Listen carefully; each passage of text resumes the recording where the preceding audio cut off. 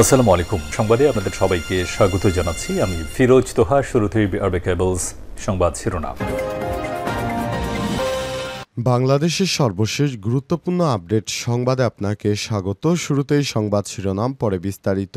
প্রথমে জানাবো, বিডিআর হত্যাকাণ্ডে ভারতের সম্পৃক্ততা জেনে যায় মেজর জাহিদকে হত্যা করা হয়। 2009 সালের 25শে ফেব্রুয়ারি ঘটে যা দেশের ইতিহাসে ভয়াবহ বিডিআর হত্যাকাণ্ডে আওয়ামী লীগ সরকারের মদত প্রতিবেশী ভারতের সম্পৃক্ততার জন্য জানার অপরাধেই বাংলাদেশ সেনাবাহিনীর সাবেক কর্মকর্তা মেজর অবসরপ্রাপ্ত জাহিদুল ইসলামকে পরিকল্পিতভাবে হত্যা করা হয়েছে বলে অভিযোগ তুলেছে তার স্ত্রী জেবুন নাহার ইসলাম।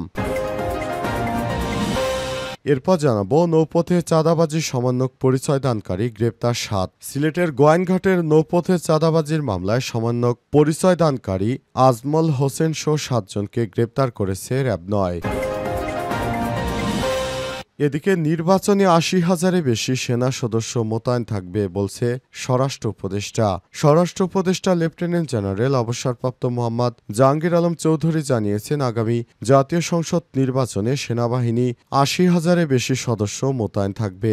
এছাড়াও পুলিশ, র্যাব, বিজিবি সহ অন্যান্য আইনশৃঙ্খলা রক্ষাকারী বাহিনীর সদস্যরাও মোতায়েন থাকবে। সব মিলে ১ লাখের বেশি আইনশৃঙ্খলা রক্ষাকারী বাহিনীর সদস্যরা মাঠে থাকবেন। এদিকে যোগ্য প্রার্থীদের মূল্যায়নে আশাবাদ, নির্বাচনী মাঠে বিএনপির পাশে থাকবে মিত্ররা। ৪২ দলের সঙ্গে তারেক রহমানের বৈঠক, আলোচনা হওয়ার কথা আরও ২২ দলের সঙ্গে। আসন্ন জাতীয় সংসদ নির্বাচন ঘিরে দেশের রাজনৈতিক অঙ্গনে বইছে নির্বাচনী হাওয়া। প্রস্তুত হচ্ছে ছোট বড় সব রাজনৈতিক দল। নির্বাচনের রোডম্যাপ ঘোষণার পর আসন এবং সম্ভাব্য প্রার্থীদের নিয়ে চলছে হিসাব নিকাশ। এবং সর্বশেষ জানাবো, হত্যা মামলার আসামিকে কুপিয়ে হত্যা। রাজশাহীর দুর্গাপুরে হত্যা মামলার এক আসামিকে কুপিয়ে হত্যা করেছে। এই একই ঘটনায় কুপিয়ে জখম করা হয়েছে নিহতের স্ত্রী ও ছেলে। উপজেলার মারিয়া ইউনিয়নের অনন্ত হোজাকান্দি গ্রামের অনন্তকান্দি বিলে এই ঘটনা ঘটে। প্রিয় দর্শক, এতক্ষণ শুনছিলেন সংবাদ শিরোনাম, এবারে বিস্তারিত। তবে তার আগে বন্ধুরা, অনুরোধ থাকবে সংবাদটিতে একটি লাইক দিন। এই চ্যানেলে আপনি নতুন হয়ে থাকলে আমাদের সংবাদটি দেখতে দেখতে চ্যানেলটি সাবস্ক্রাইব করে রাখুন। কমেন্ট করে বন্ধুরা আপনার মূল্যবান মতামত জানিয়ে দিন আপনি বিশ্বের কোন দেশ থেকে বা বাংলাদেশের কোন স্থান থেকে আমাদের সংবাদটি দেখছেন এবং শুনছেন। আর বন্ধুরা, এই সংবাদটি আপনার সোশ্যাল মিডিয়া ফেসবুকে শেয়ার করে বন্ধুদেরও দেখার সুযোগ করে দিন। কমেন্ট করে জানিয়ে দিন আপনি বাংলাদেশের কোন জেলা থেকে বা কোন জায়গা থেকে বা বিশ্বের কোন দেশ থেকে আমাদের সংবাদটি দেখছেন এবং শুনছেন। এবারে বিস্তারিত। বিডিআর হত্যাকাণ্ডে ভারতের সম্পৃক্ততা জেনে যায় মেজর জাহিদকে হত্যা করা হয়। 2009 সালের 25শে ফেব্রুয়ারি ঘটে যা দেশের ইতিহাসে ভয়াবহতম বিডিআর হত্যাকাণ্ডে আওয়ামী লীগ সরকারের মদত ও প্রতিবেশী ভারতের সম্পৃক্ততা তথ্য জানার অপরাধেই বাংলাদেশ সেনাবাহিনীর সাবেক কর্মকর্তা মেজর অবসরপ্রাপ্ত জাহিদুল ইসলামকে পরিকল্পিতভাবে হত্যা করা হয়েছে বলে অভিযোগ তুলেছে তার স্ত্রী জেবুন নাহার ইসলাম। রোববার আন্তর্জাতিক অপরাধ ট্রাইব্যুনালে চিফ প্রসিকিউটর কার্যালয়ে দেয়া এক অভিযোগে জেবুন নাহার দাবি করেন তার স্বামী জঙ্গি অপবাদ দিয়ে নির্মমভাবে হত্যা করা হয়েছে। তাকে 2 শিশুকন্যা সহ 4 মাস 7 দিন গুম করে অমানবিক নির্যাতনের শিকার করা হয়। ট্রাইব্যুনালের নতুন অভিযোগ পার খবর দৈনিক নয়াদিগন্তকে নিশ্চিত করেছে প্রসিকিউটর গাজী এইচ তামিম বলেছেন, 2016 সালের সেপ্টেম্বর মাসে মেজর অবসরপ্রাপ্ত জাহিদুল ইসলামের বাসা থেকে উঠিয়ে নিয়ে হত্যা এবং তার 2 মেয়ে ও স্ত্রীকে গুমের ঘটনার একটি অভিযোগ গতকাল ট্রাইব্যুনালে জমা হয়েছে। ট্রাইব্যুনালে অভিযোগ জমা দেওয়ার পর জেবুন নাহারের পক্ষে গণমাধ্যমের সঙ্গে কথা বলেছেন তার আইনজীবী ব্যারিস্টার এম সারোয়ার হোসেন। দেশের ইতিহাসে সবথেকে নৃশংসতম হত্যার ঘটনা এটি। মেজর জাহিদকে হত্যা মূলত বিডিআর বিদ্রোহে আওয়ামী লীগ ও ভারতের সম্পৃক্ততা জেনে যায় মেজর জাহিদকে হত্যা করা হয়েছিল বলে অভিযোগ করা হয়েছে।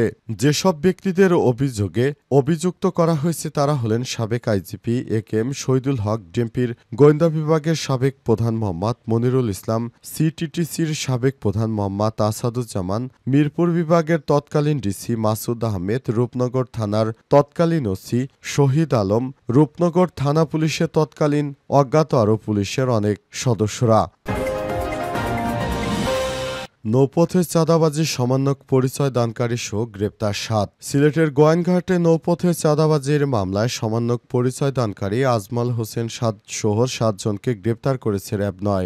আজ তাদেরকে গোয়াইনঘাট থানা পুলিশের কাছে হস্তান্তর করা হয়। এর আগে দিবাগত রাত ৩টার দিকে হবিগঞ্জে শায়েস্তাগঞ্জ থেকে তাদের গ্রেপ্তার করা হয়। গ্রেপ্তার আজমল হোসেন উপজেলার লেঙ্গুরা গ্রামের ফয়সাল আহমেদের ছেলে। তিনি নৌপথে নৌকা আটকে চাঁদাবাজির মামলার প্রধান আসামি। গত বছরের ৫ আগস্ট থেকে জুলাই অভ্যুত্থানের সমন্বয়ক হিসেবে নিজেকে দাবি করতেন তিনি। গ্রেপ্তার অন্য আসামিরা হলেন উপজেলার লেঙ্গুরা গ্রামের মৃত আব্দুস সালামের ছেলে সুলতান আহমেদ, ফজর রহমানের ছেলে বিল্লাল হোসেন, মৃত মুসাব্বিরের ছেলে সুবহান, ফারুক আহমেদের ছেলে শাকিল, মৃত ফজুর রহমানের ছেলে ফারুক মিয়া ও মৃত আব্দুল মুসাবিরের ছেলে ফয়সাল মৌলভী। জানা গেছে, আজমলের নেতৃত্বে একটি দল নৌপথে নৌকা ও বাল্কহেড আটকে রেখে চাঁদাবাজি করতেন। এমন অভিযোগে সিলেটের গোয়াইনঘাট থানায় মামলা করেন উপজেলা সদর ইউনিয়নের আব্দুল হালিম নামের এক ব্যক্তি। শনিবার দিবাগত রাত ৩টার দিকে গোপন সংবাদের ভিত্তিতে হবিগঞ্জের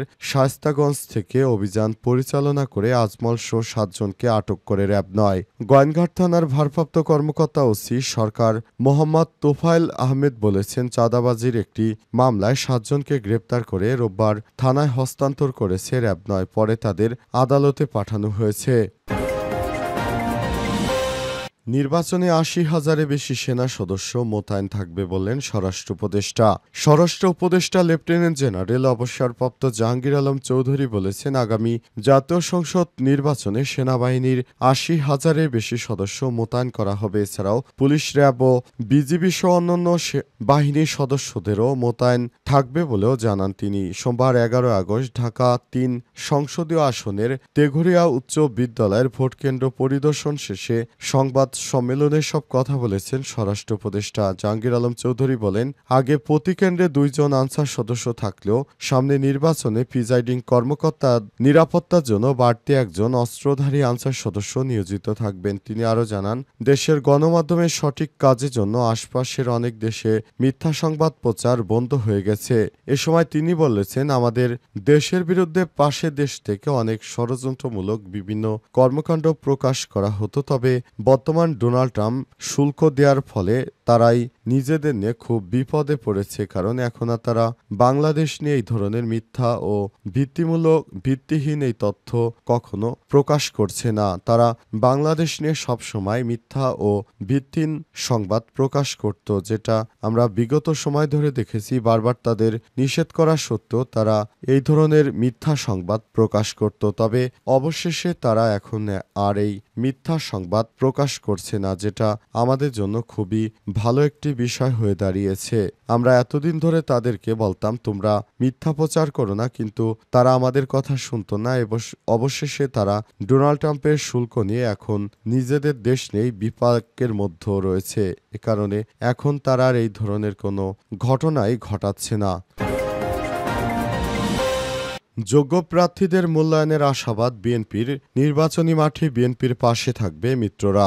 আসন্ন জাতীয় সংসদ নির্বাচনকে ঘিরে দেশের রাজনৈতিক অঙ্গনে বইছে নির্বাচনী হওয়া প্রস্তুতি নিচ্ছে ছোট বড় সব রাজনৈতিক দল। নির্বাচনের রোডম্যাপ ঘোষণার পর আসন এবং সম্ভাব্য প্রার্থীদের নিয়ে চলছে হিসাব নিকাশ। এমন অবস্থায় যুগপৎ আন্দোলনে থাকা মিত্রদের সঙ্গে ধারাবাহিক বৈঠক করছে বিএনপি। দেশের বর্তমান পরিস্থিতি, গণতন্ত্র পুনঃপ্রতিষ্ঠা এবং জুলাই আন্দোলন সহ গত ১৭ বছরে ফ্যাসিস্ট সরকারের বিরুদ্ধে সোচ্চার দলগুলোকে এক কাতারে আনতে চায় বিএনপির ভারপ্রাপ্ত চেয়ারম্যান তারেক রহমান। নির্বাচন ও মিত্রদের ঐক্যবদ্ধভাবে পাশে থাকতে অনুরোধ জানিয়েছেন তিনি। মিত্র রাজনৈতিক দলগুলো শীর্ষ নেতারাও তারেক রহমানের অবস্থানকে সমর্থনের পাশাপাশি নির্বাচনী কর্মকাণ্ডে পাশে থাকার সায় দিয়েছেন। ফেব্রুয়ারিতে জাতীয় সংসদ নির্বাচনের সময়সীমা ঘোষণার পর মিত্র ৪২টি দলের সঙ্গে ২ দিন পৃথকভাবে আনুষ্ঠানিক বৈঠক করে বিএনপি এছাড়াও আওয়ামী লীগ সরকারের আমলে নির্বাচন বর্জন করা আরও ২২টি রাজনৈতিক দলের সঙ্গে শীঘ্রই